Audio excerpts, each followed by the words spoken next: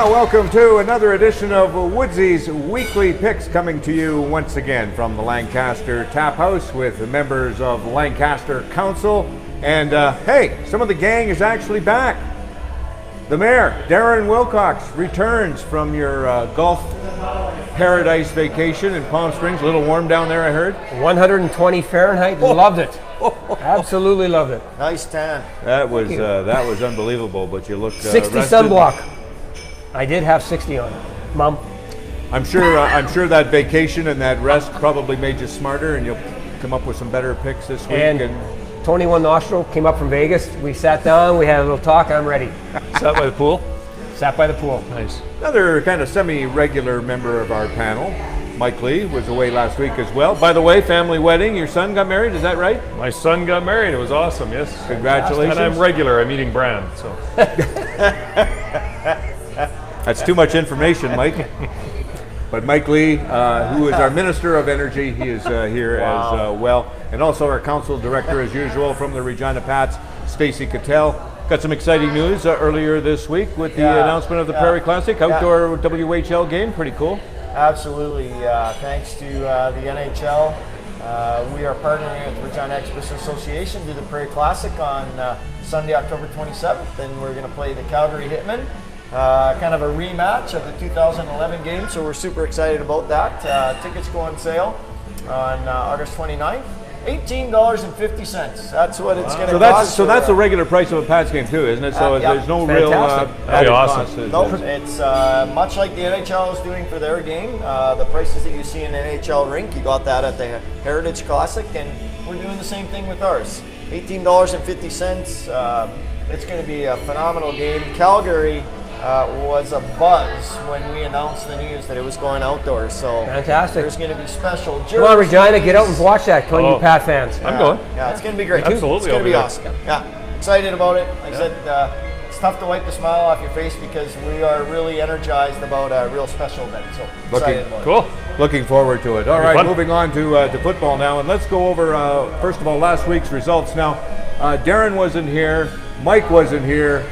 I didn't do too well. I was 2-2 last week, but I did take a flyer. I had a zoom in moment in honor of the mayor. You gotta have those zoom ins. I picked the Argos last week. The thing is about the Argos, I thought they hung in there. I mean, they didn't get blown out at least. Oh no, and I thought it was great because the crowd, like they had an energetic crowd. They had lots of kids. Obviously, they invited them all in from the exhibition. Yeah. Well, your ticket got you into the CNE, and the CNE. So it was great. It was boisterous from start to finish. And I think that added a lot of energy to the game. And Toronto tried hard. They fell short, and now you lost another pick. Nothing ventured, nothing gained. Good try. That's the way she goes sometimes. Lord hates a coward. And the mayor was away last week, as we said, burying his head in the sand with some of his picks. So unfortunately, you can't go to Palm Springs this week because the Riders are playing. You're too busy, but good on you. I was burying my head in the sand traps that I hit many times. Did you get any wrong last week? No. I got 0 wrong. I was 4-0. Because you weren't here. Hey, whatever it takes. Exactly. That's the secret. Don't make a don't prediction. show. Yeah. Winnipeg over BC, 32-16. Not a surprise, but the big story, the loss of Matt Nichols, the quarterback, up to 6 weeks. Could be longer, actually. It looks like a separated shoulder, they're not saying. But, boy, how does this affect the Bombers going forward, Willy? Well, I thought they would be in big trouble, but then I did some research on the backup. 2017, he was, I think, 80 for 146, 11 touchdowns, 5 interceptions. So I thought he was a running guy, but it looks like he can throw. He does run. He's a big guy as a quarterback. So they're gonna be in tough, but I think they're a good enough team that they're gonna be okay. I don't know if they're gonna go on a tear 6-0 with him, but I think they're gonna be definitely 500 with him. I think if they give him some time, and I think that they're gonna be okay with him. Yeah. Strevler is more of a running quarterback, though. I don't think, and when he's been in there this year, he hasn't been nearly successful throwing the ball as he has in the past. So I think this is going to be a major adjustment. But, they're going to have to rely on the big guy, Andrew Harris, who, by the way, set the all-time record for all-purpose yardage by a Canadian, top Canadian ever. Number 1 overall.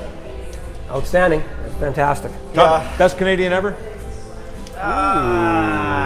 you know, they brought that up, and there's been a lot of great Canadians. Ray Elgard, I will say, and again, different times, different players, different positions. I'll say this, he is a stud. There are a lot of people that doubted him. He proved himself in BC, but he wasn't doing well in BC. He was kind of wavering. Went over to Winnipeg, shaky start, but boy, oh boy, when he gets his ears pointed in the right direction, he is a tough kid to bring down, and good on him. And you can really see how much breaking that record meant to him. Start crying. Like, a lot of guys don't get that emotional, Nope, and he is, and I think that's going to help Winnipeg, because they are going to need help. And Stacey, I agree with you on that. And who's running the offense there? Who's their offensive coordinator in Winnipeg? Paul LaPolice. And that's why I stepped back with their quarterback. Yeah. I think they're going to be okay. Well, we'll see. I still maintain Russ Jackson's number one overall. Yeah, I'm older than you guys, so I actually remember Russ Jackson, and he was one of my favorite players. But because he played the quarterback position, I still say that he's number one. But I would put Andrew Harris right there at number two. You have guys like Tony Gabriel, John Cornish, pretty good in their own right as well. We don't say Tony Gabriel in Saskatchewan. Yeah, what are you doing? What are you doing? Tony one nostril. He was a great Ottawa Rough Rider. There's only one bring Tony. that one up. God. Wow. You can't deny his greatness. Okay, moving on. All Let's right. go. Al's over the Stampeders. This was the upset. Pete last week. Pete Menzies picked this one last week. Sure did. And we Curator from the museum. Yeah, double It's the overtime though. The Stamps blew it. They had a chance to win it in regulation. They're 11 points up with 45 seconds left. They give up a touchdown and then an onside kick and a field goal. Hats off to the Alouettes for sticking with it, not giving up, and forcing overtime. But man, what an overtime! And some of the calls, of course, Dave Dickinson whining about the officiating, but those were some pretty tough calls. And I don't know, when you go to review, Which team? There was still some doubt. Which team after a game always complains about the reffing? One that got The the job. losers. The losers do all the complaining. Yeah. Or the New York Yankees. Example. Now The stop it. losers, Hey, stop on the Yankees. right? The winners never complain about the reffing. Nope, we didn't do that when we got that gift in Montreal. And you're exactly right. And even Kahari Jones after that game didn't rip the CFL other than to say we needed more time. Those are the rules. And he was right. Yeah, the rules are the rules, but you know they needed more time. But it wasn't like he went off on a tangent. But Dave Dickinson, I just thought he was whining a little bit. Did he have a case? I don't know. Yeah, some of those plays, the one at the back of the end zone could have gone either way.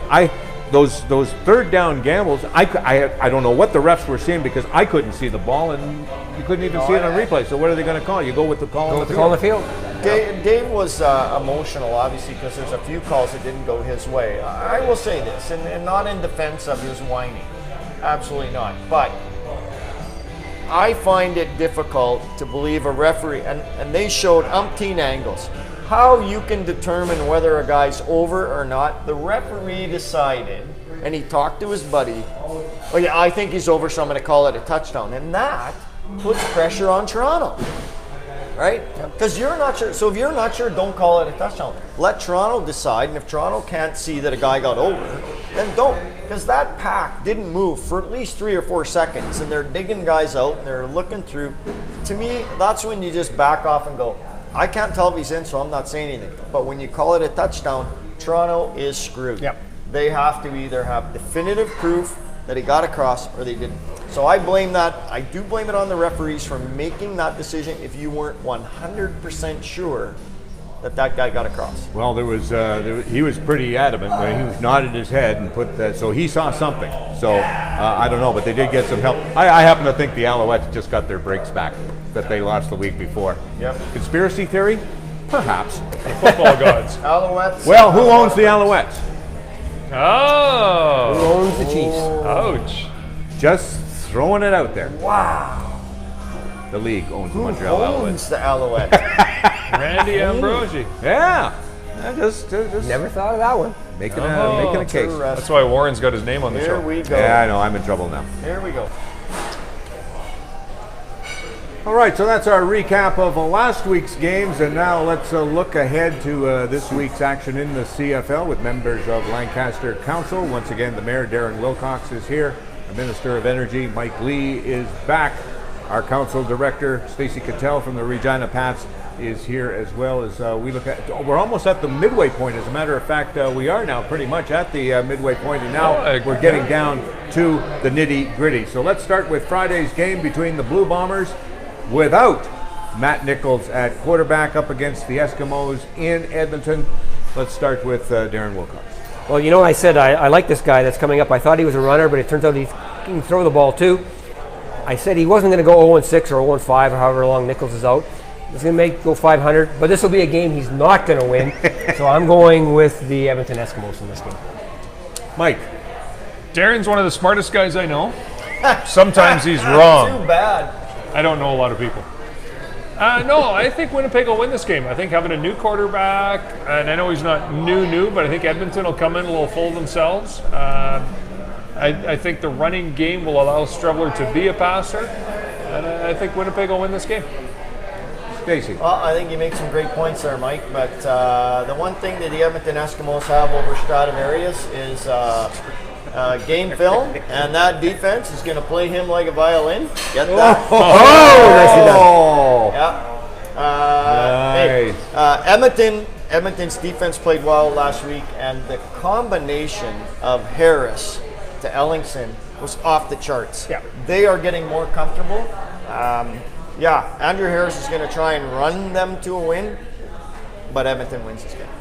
I like the Eskimos as well. I love they're at home, of course, and that's one of the reasons I'm going with them. The other factor is their pass rush, and I think they're going to make it extremely difficult for Streveler in this game. Yes, he is a running quarterback, and that can relieve some of the pressure, but I think they're going to bring the house and try and force it and make him as uncomfortable as possible. For a young quarterback who doesn't really throw the ball all that great, I think that's going to be the difference in this game. So I'm going to go with the Eskimos in this one. So Mike Lee is on the island on that particular pressure game. Yeah, pressure. But you never know.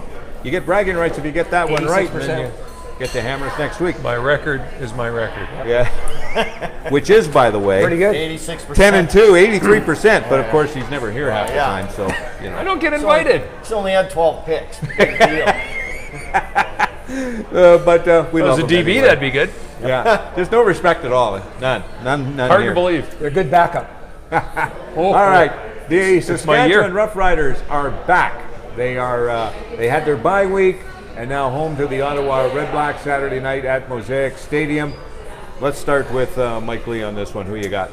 I will pick the Riders. The bye week scares me a little. The game before and the game after a bye week it seems a little sketchy. But I think the Riders are clearly better than Ottawa, and they are at home. So I pick the Riders. Stacey.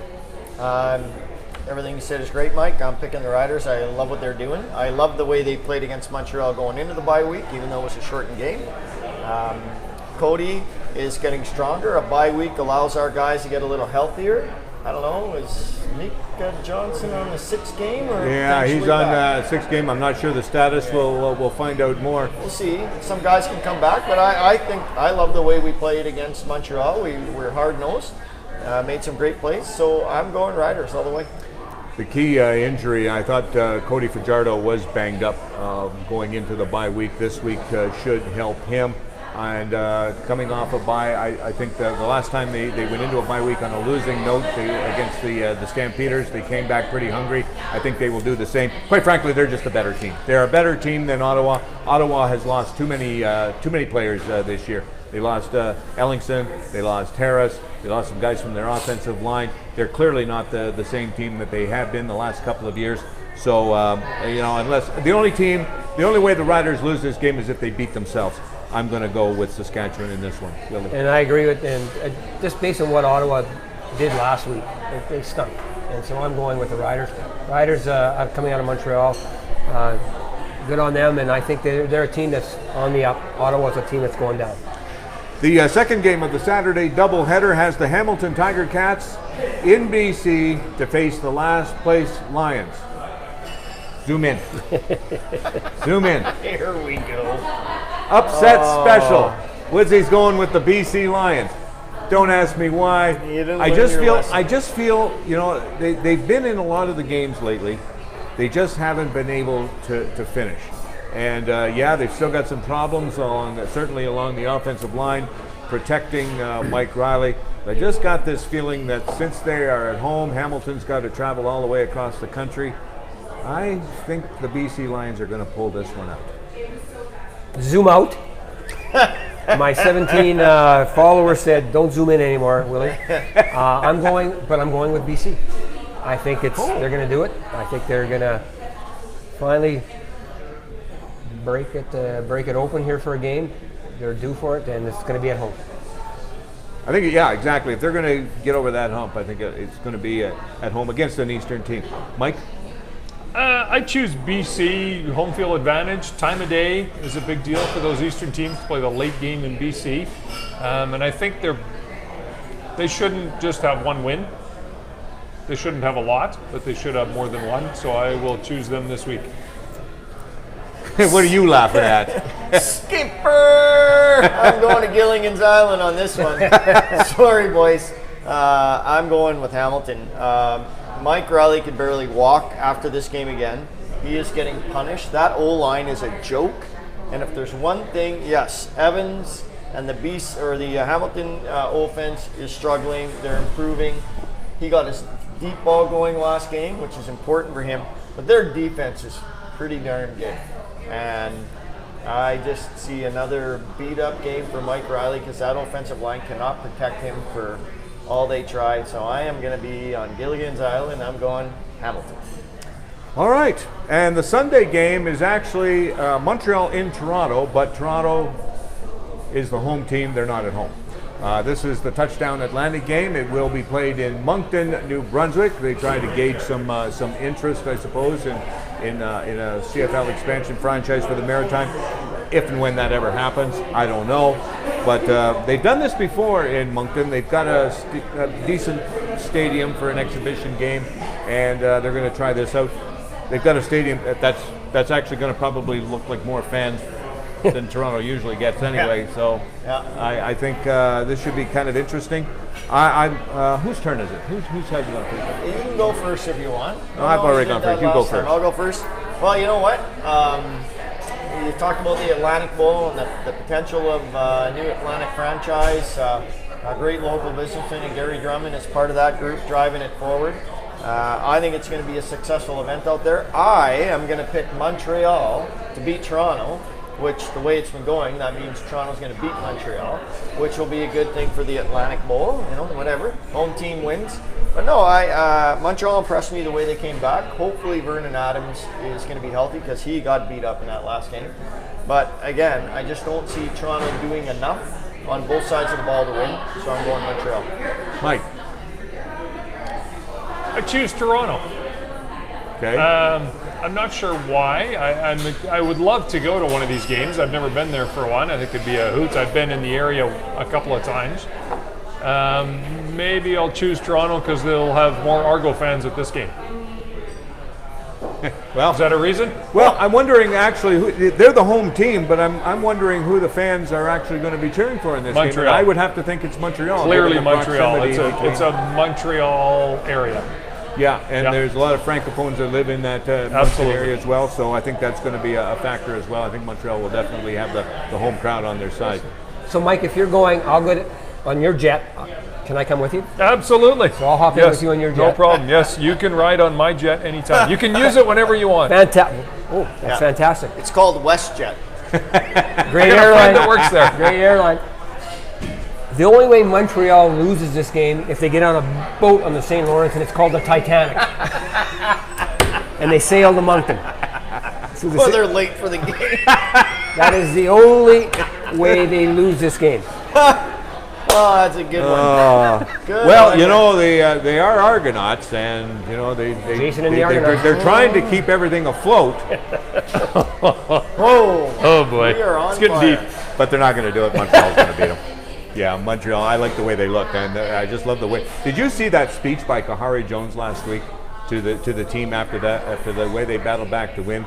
Says, that's what you get when you watch the film. That's what you get when you practice hard. You do that for this feeling, and they were just. I think they'll run through a brick wall for this guy. Yeah, I think it's Montreal all the way in this one over Toronto, with still too many question marks. I think they did get things settled though. The Argos with James Wilder Jr. I think he might be back in the lineup this week, but I don't know if that's really going to help him. All right. I love what you said about Kahari Jones, though. Uncomfortable situation at the beginning of the year, guys, when people get fired and he comes in. Kahari's a great guy and a great coach, but I was watching him on the sidelines. He's loose, he's dancing to music, he's up and down the sidelines, keeping guys motivated. I love what he's doing there, and good luck to him. Yep.